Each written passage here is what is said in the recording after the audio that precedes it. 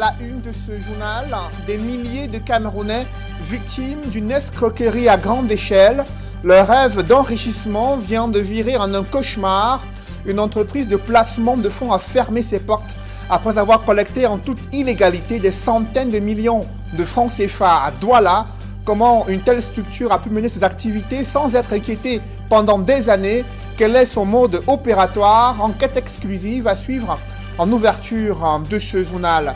Alors que les Nations Unies appellent à un cessez-le-feu humanitaire et un dialogue inclusif pour le retour de la paix dans les régions anglophones au Cameroun, la guerre s'intensifie sur le théâtre de la crise anglophone et les forces de sécurité et de défense déclarent avoir tué un des chefs des groupes armés séparatistes. On en parle dans la page consacrée à la sécurité dans les principales villes du Cameroun.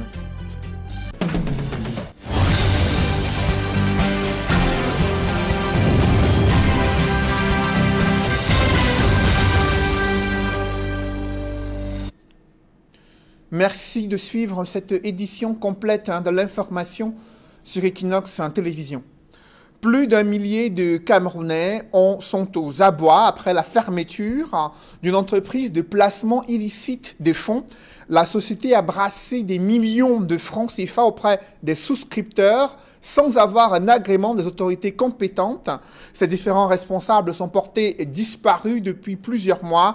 De nombreux Camerounais ont vu ainsi leur rêve d'enrichissement virer en un cauchemar, mettant un scandale, mettant en lumière des réseaux bien huilés de corruption, d'abus de confiance et d'escroquerie à grande échelle.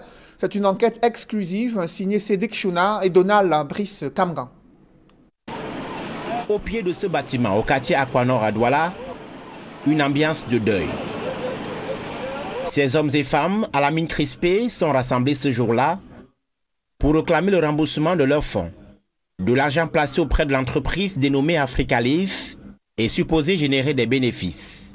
Les sommes versées sont comprises entre 300 000 francs CFA et 6 millions de francs, voire plus. Parmi les affligés, Dame Jemen. Quand j'ai mis les 5 millions, j'espérais avoir les 24 millions en 9 mois. Je n'ai même pas eu 5 francs. Des prêts et des économies entières remis à Africa Leaf, une entreprise qui s'est présentée comme spécialisée dans l'achat et la vente des actions, l'intermédiation dans l'obtention des financements pour les projets ayant une expertise dans le marché financier. J'ai investi la somme de 2 millions dans un premier temps et secondement j'ai investi 200 000 francs. Pourquoi? Parce qu'ils nous ont rassuré qu'avec ce contrat que vous voyez ici, là, avec les 2 millions que j'ai investis, je devais recevoir 35% d'intérêt chaque mois. Ça veut dire que ayant investi 2 millions, je vais percevoir 700 000 francs pendant 9 mois. Dans les tontines, on me réclame de l'argent. Dans ma famille, on me réclame de l'argent. Et je ne sais comment faire pour rembourser. Imaginez un peu comment je suis en ce moment. Imaginez un peu. Je suis décontenancé. La société a été créée en 2018 et faisait au départ du e-commerce et du marketing de réseau au sous-sol de cet immeuble au quartier Cité des Palmiers. Fin 2019, Africa Leaf lance un produit dénommé Swap avec pour slogan « Votre agent travaille pour vous ». C'est du trading.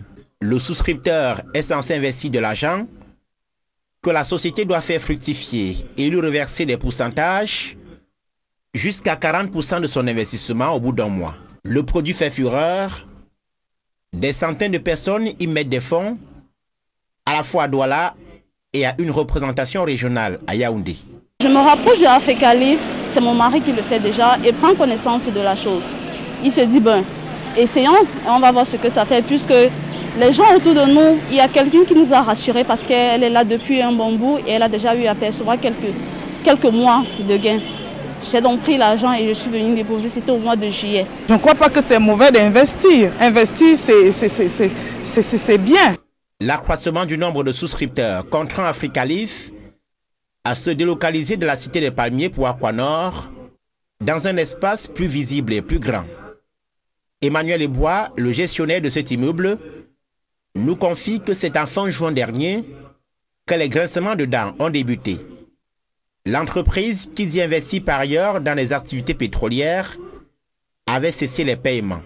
C'est à partir de là qu'on s'en est inquiété et il nous a caché les choses. Donc on a simplement su plus tard, au mois de juin-juillet, parce que les gens venaient se plaindre qu'il y avait un problème. En dépit des assurances qu'elle donne à ses souscripteurs courroucés et inquiets, personne n'est plus payé. L'entreprise a fermé boutique et ses dirigeants introuvables. Maître Arthur Djoumessi a été saisi par le collectif des souscripteurs abusés. L'avocat au barreau du Cameroun se dit surpris par l'absence de personnalité juridique de la société incriminée. La personnalité juridique est consacrée par l'inscription de la société au registre du commerce et du crédit immobilier. Cette société n'est pas inscrite au registre du commerce et du crédit immobilier, ce qui fait déjà d'elle un simple regroupement de fait, une simple société de fait. Donc c'est déjà un vice, c'est une irrégularité. Autre curiosité, Africa-Livre n'a pas d'agrément de la Commission bancaire d'Afrique centrale, la COBAC, pour lever et épargner des fonds.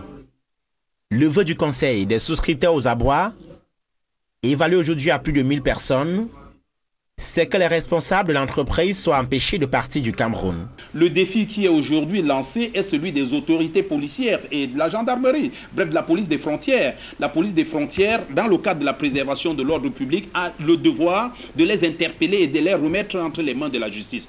Africa-Livre, qu'Equinox Télévision n'a pas pu joindre jusqu'à la fin de cette enquête, avait pour promoteurs les nommés Rose Boyomo, Benoît Minette et Eli Itongolo. L'entreprise était gérée par Sieur Claude Manga et Gilbert Amougou, principalement. Le tribunal de grande instance du Vouri s'est saisi de l'affaire après une plainte pour escroquerie aggravée déposée par le conseil des souscripteurs contre les mises en cause. D'après nos informations, Rose Boyomo, l'une des gérantes de Africa-Livre, a été placée sous mandat de dépôt à la prison centrale de Douala il y a près d'une semaine. Le préfet du département du Vouri a confié l'enquête à la Légion de gendarmerie. Les autres mises en cause sont toujours en cavale dans cette affaire qui rappelle le scandale de la Mida à Yaoundé. Après cette enquête exclusive signée Sédhic Chouna et Donald Brice Kamgan sur une escroquerie à grande échelle dans la ville de Douala, il y a d'autres formes d'insécurité qui préoccupent les populations dans ce contexte où des jeunes délinquants ont sémé la terreur dans plusieurs quartiers. D'autres artères de la capitale économique sont devenues le théâtre d'agressions à ciel ouvert. Malgré l'aménagement des postes de police, les populations se plaignent de l'absence des fonctionnaires de police pour garantir leur sécurité, constat fait dans certaines banlieues de la capitale économique, dans ce reportage signé Warren Zede et Kediara. Fantôme, c'est l'appellation qui décrit le mieux le poste de police de Konki 2. Nous sommes en pleine zone industrielle de Douala-Bassa, dans le quartier appelé Carrière, et nous sommes juste devant ce qui tient lieu d'un poste de police. Vous le voyez en image, au-delà du niveau des herbes, on a des parpaings de construction qui sont stockés, qui peuvent être un véritable repère de brigands. Pourtant, nous sommes effectivement devant un poste de police qui a été conçu il y a de cela 6 années par la population de ce quartier qui en avait marre des agressions à main armée et des crimes rituels posés sur la population. Et un poste de police qui a été occupé tout au plus pendant 2 mois par des éléments qui, en fin de compte, sont partis. Depuis pratiquement plus de 10 ans, le poste de police existe en Kongi. Il y a eu une période là où il y avait le commissaire de 11e qui avait affecté des policiers régulièrement. Il dormait là, mais depuis qu'il est parti, il n'y a plus de policiers. Alors qu'on avait aménagé ça pour la sécurité du quartier. Nous avons cotisé, chacun 3 000. C'est la population qui l'a construit, comme vous voyez là. Maintenant, les francs symboliques cotisés dans les ménages. Équipés, il y avait téléviseur et cityphone. En fait, ils n'ont pas mis l'homme dans leur service. Ils n'ont pas attrapé les bandits parce que Au même moment, on travaillait avec eux. En image, il s'agit donc effectivement d'un poste de police et non pas d'une maison d'habitation. La peinture qui semble fraîche sur le mur a été apposée par les populations qui le font en vue de dissuader les brigands et de faire croire finalement à ces gens sans foi ni loi que le commissariat ou le poste de police est occupé par des éléments de la police. À l'intérieur, on voit les vestiges d'un mobilier, mais lorsque vous scrutez véritablement à l'intérieur de ce poste de police, vous allez vous rendre compte que les tôles et le plafond ont été arrachés par les intempéries, par une bande de brigands. On ne saurait véritablement poser des réponses sur ces questions, mais toujours est-il que le poste de police de Kongui 2 est totalement désert. Ici, la sécurité des populations est confiée aux populations elles-mêmes. Vous voyez, de temps en temps, on met juste la peinture comme ça, vous prouvez aux gens qu'il y a un poste de police là-bas. En ce qui concerne la sécurité du quartier, on n'a que l'autodéfense qui est ici là, au carrefour. Là. À notre niveau, au niveau du quartier, nous avons les jeunes qui veillent de temps en temps.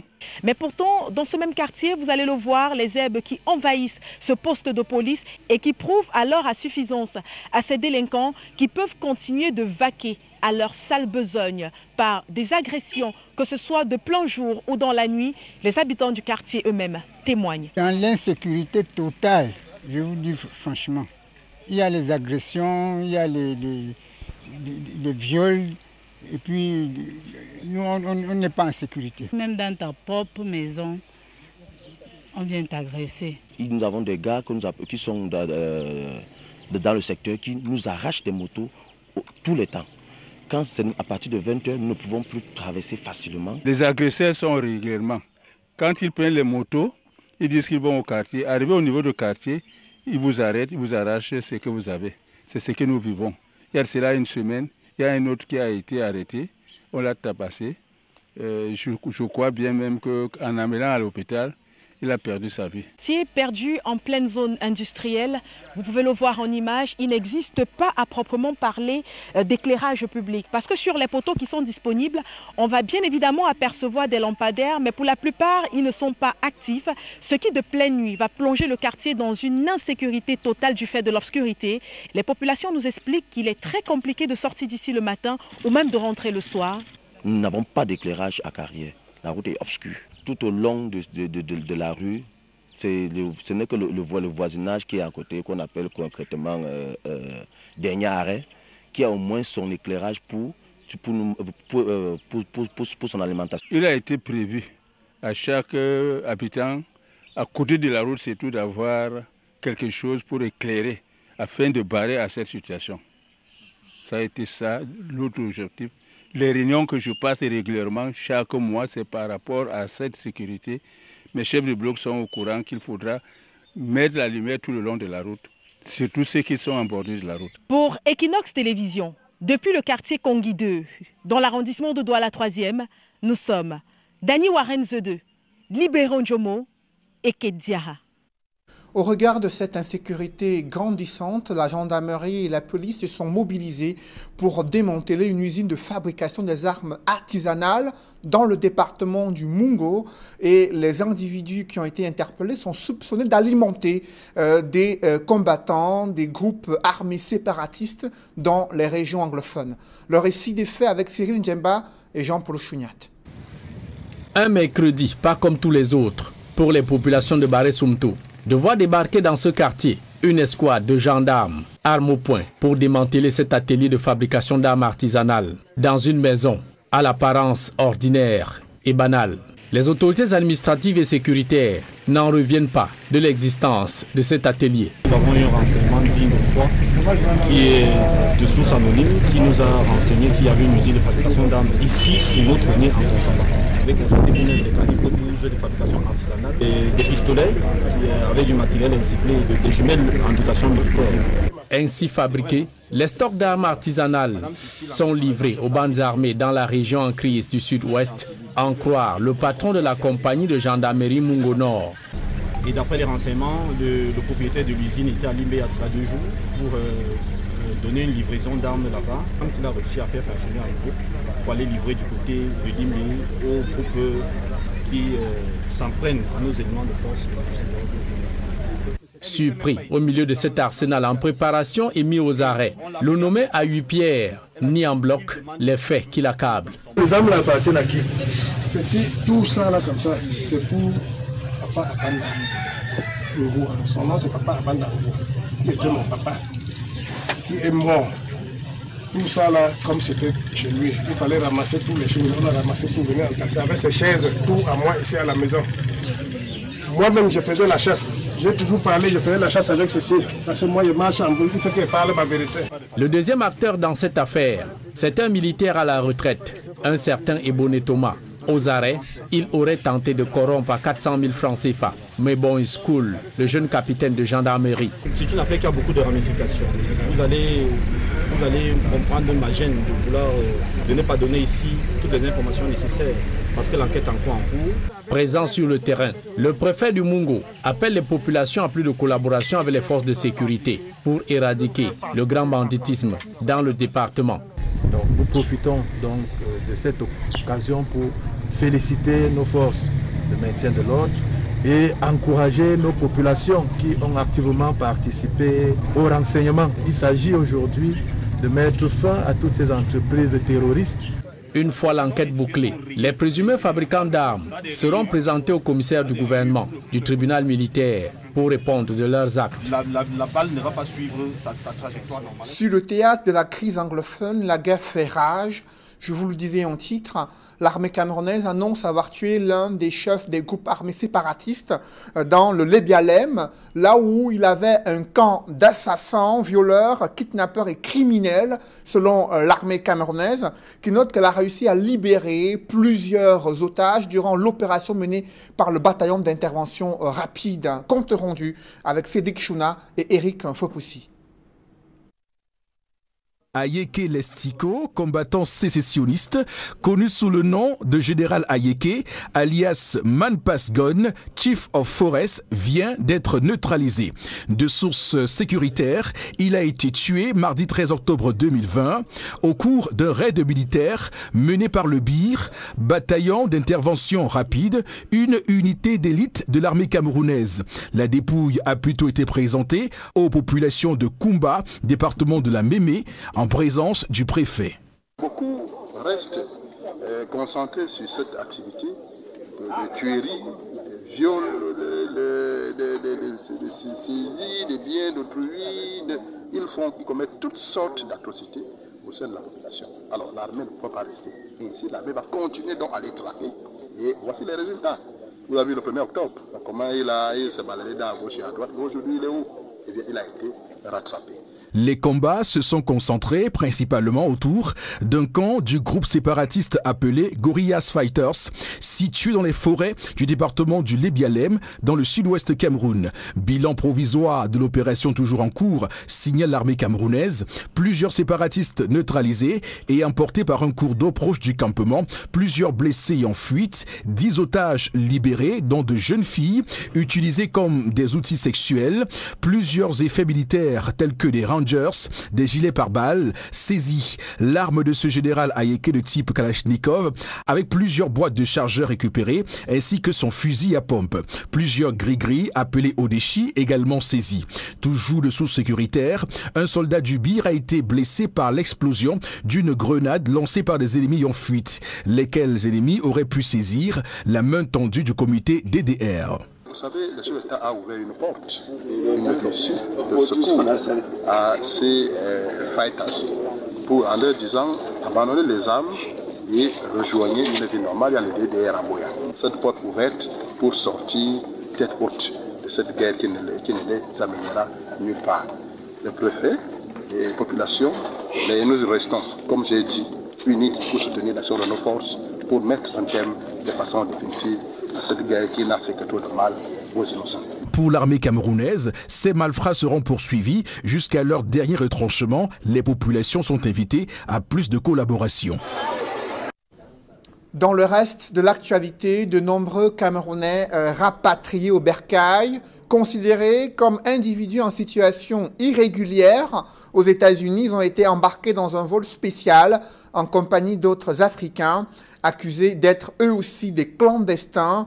Ils ont été soumis aux tests de Covid-19 et des prises de température. Le rapatriement au Cameroun suscite la controverse aux États-Unis. La parlementaire Karen Bass s'est opposée à cette opération de rapatriement en dénonçant le fait qu'il y a de nombreuses irrégularités dans les procédures de rapatriement de ces Camerounais. Dans une lettre adressée aux responsables des services d'immigration aux États-Unis, la parlementaire révèle que des plaintes ont été introduites auprès du département de la sécurité intérieure. Karen Bass note que des Camerounais à la recherche du statut de réfugiés ont été forcés d'apposer leur signature sur des documents de voyage en violation de leurs droits. Dans un message, elle demande la suspension de cette opération de rapatriement et l'ouverture d'une enquête indépendante. Aux dernières nouvelles, ces Camerounais rapatriés ont été reçus par les autorités administratives de la région du littoral. Dans l'escale internationale, au Mali, l'armée a été frappée par une double attaque survenue au centre du pays. Près de 12 militaires, une dizaine de civils ont péri dans une attaque attribuée aux djihadistes. Une frappe sanglante, la plus lourde enregistrée depuis l'éviction de l'ancien président Ibeka. Et en Côte d'Ivoire, la commission électorale dit être prête pour le prochain scrutin présidentiel prévu le 31 octobre prochain. La mouture internationale est signée Julienne Berthe-Bissaille. C'est un double choc pour l'armée malienne. Elle vient de perdre 12 militaires dans 2 attaques.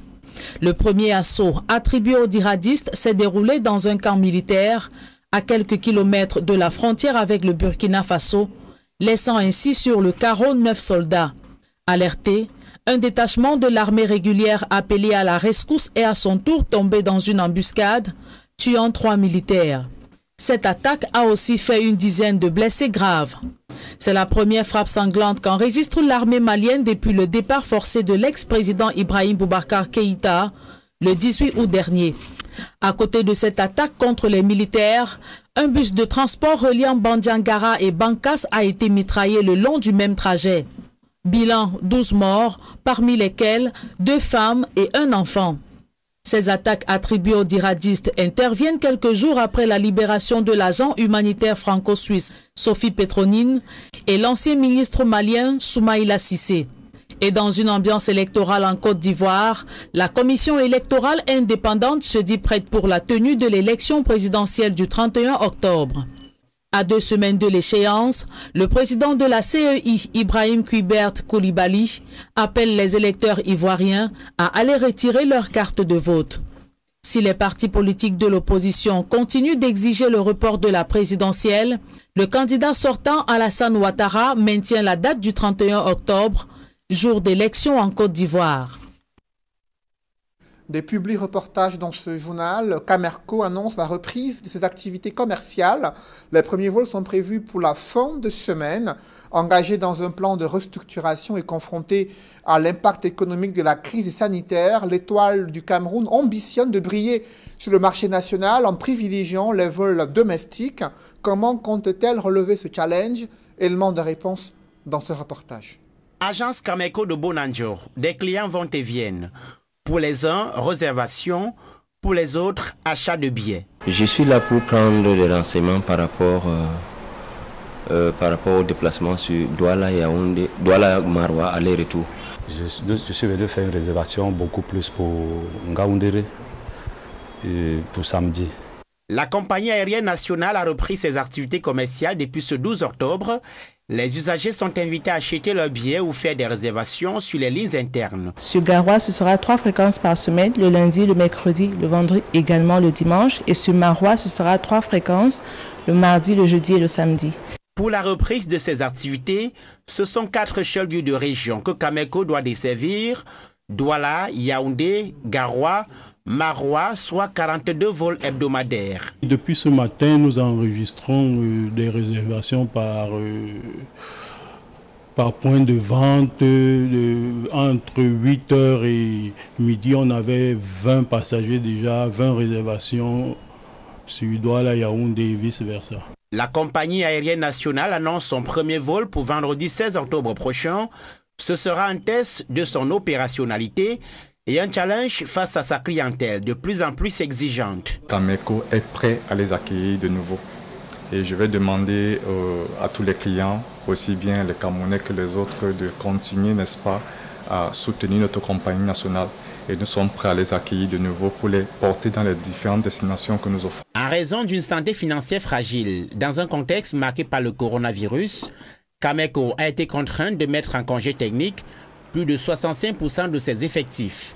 C'est un Boeing 737 de 144 places qui assurera les premiers vols pour une reprise globale des activités de la compagnie qui se fera progressivement. Le groupe SABC, Société anonyme des brasseries du Cameroun, réaffirme son attachement à l'éducation et l'excellence scolaire. Une fois de plus, près de 500 élèves des villes de Nkonsamba et Loum ont bénéficié d'un don en matériel, en fourniture scolaire des mains de la caravane de la SABC. Objectif, récompenser les élèves les plus performants durant l'année scolaire en 2019-2020. Reportage.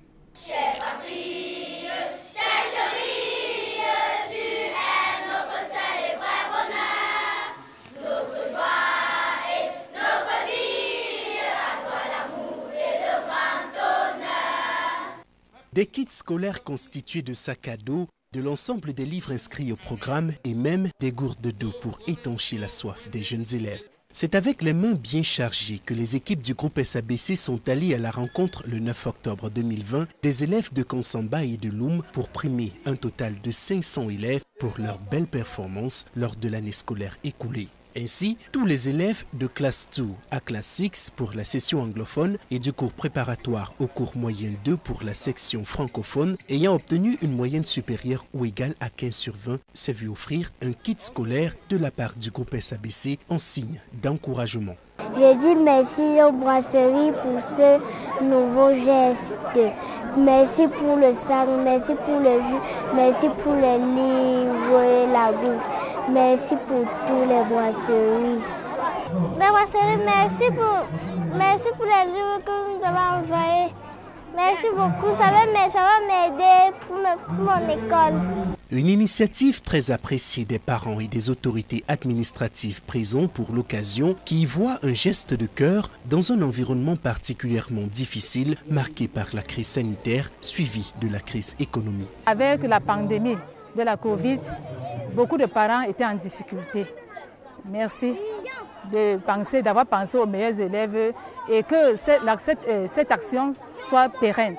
L'offre que vous venez de nous offrir, l'offre que vous faites à notre endroit, en ce temps de Covid-19, avec la pauvreté dans notre région, vraiment ça nous aidera grandement pour que nos enfants aillent à l'école. Pour le groupe SABC, cette action marque une fois de plus son attachement au développement du Cameroun par la création de ressources humaines de qualité bénéficiant d'un encadrement académique adéquat. Dans un contexte aussi difficile de Covid-19, le groupe SABC est fidèle à son engagement sociétal sur le volet éducation, a tenu à accompagner les enfants en ce moment de rentrée scolaire. Donc chaque enfant récipiendaire a reçu un kit constitué essentiellement de sacs à dos, de tous les livres au programme, de gourdes pour alléger la tâche aux parents en cette période difficile.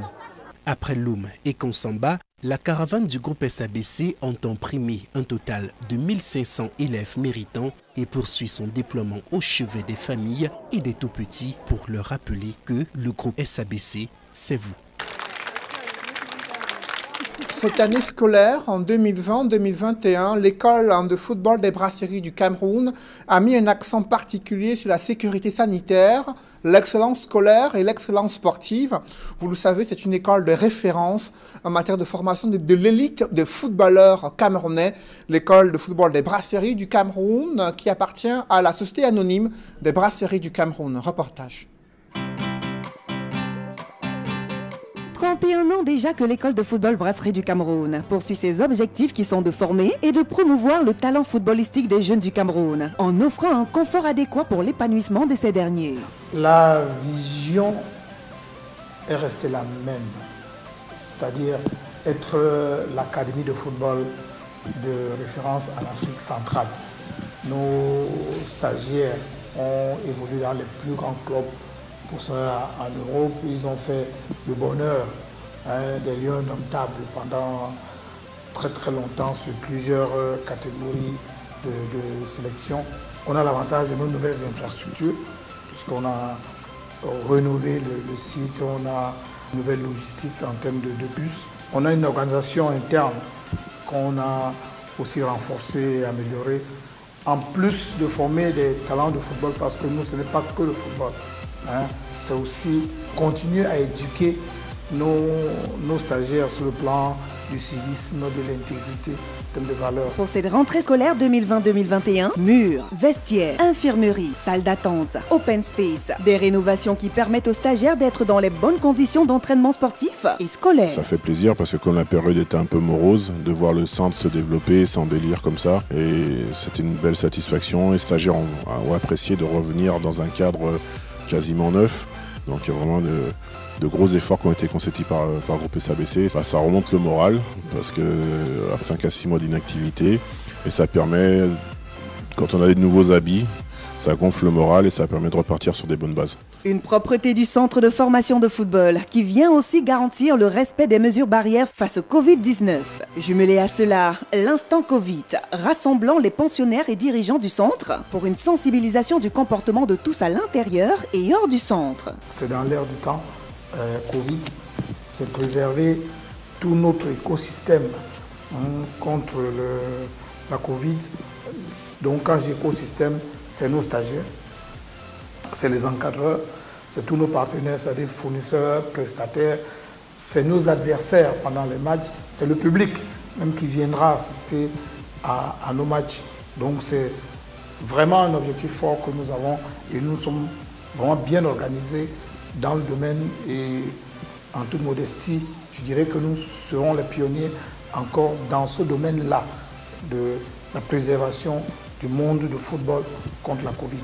Nous avons un peu plus d'une vingtaine de stagiaires qui sont rentrés fin juin pour préparer les examens officiels. Donc les résultats ont été relativement intéressants. Au baccalauréat, c'était 100% de réussite. Au BEPC également, 100% de réussite. On a été moins heureux au probatoire, on n'a fait que 27%. Pour le BEPC anglophone, on a également culminé à 70%. Donc on a une moyenne générale de 70,8% de réussite. Donc c'est bien, c'est en progression par rapport aux années précédentes. Voilà, ça veut dire que les enfants assimilent bien le fait de pouvoir concilier football et études.